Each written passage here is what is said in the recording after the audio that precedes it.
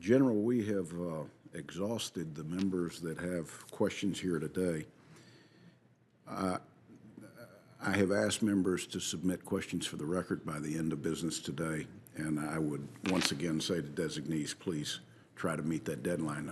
I would also say to you, if you would respond to those questions for the record as timely a manner as you can, it would benefit us greatly to set the schedule for moving your nomination out of the committee and falling within the time frame that we're working with the Senate Defense Committee. It strikes me you've been nominated at a very pivotal time where technology, as the Vice Chairman pointed out, is changing annually the same way technology used to change, literally decade by decade. And I think this is a tremendous opportunity, and it is a tremendous challenge. I think you're the right person at the right time. And I think your ability to understand whether that technological change is an asset to you or a liability. And I think that was in the crux of Senator Wyden's question about encryption. And it sort of depends on which window you're looking at in the same room.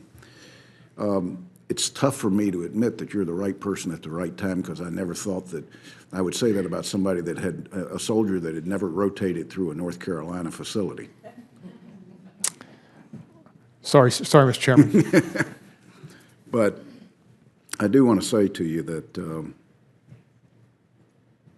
we're grateful for your service to the country. We look forward to your leadership at NSA. The relationship between this committee and that agency has never been better than it is right now. And I think that that's because it's been earned on both sides, the agency and the committee. The agency has provided us an unprecedented access to its products as we've worked for the last 14 months through a very difficult investigation, which is distinctly different from the oversight role, traditional oversight role of the committee. And I would ask you, as long as that investigation continues, that it's important on your end that you distinguish the request for the investigative portion from the oversight, ongoing oversight and real-time oversight of the committee, because it will require us to see products that we wouldn't historically ask for, and if we did, we would probably be refused. But it is essential for this committee to do a thorough and complete review of what has happened to our election system, what has happened from a standpoint of phishing operations. I'm not telling you anything that you don't know, given your current role, that has been exploited, that will only get worse in the future. Our ability to understand that and to not only enhance our defensive capabilities, but to begin, as the Vice Chairman says frequently, to form a strategic outline of options that we have, both defensive and offensive, is absolutely important. So we put a tremendous amount of emphasis on our ability to get this right. And in large measure, that's because of the access that the NSA has provided us.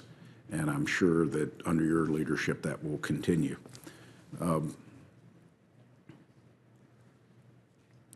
General, we're proud of you, but more importantly, we're proud of the men and women that every day go to the National Security Agency.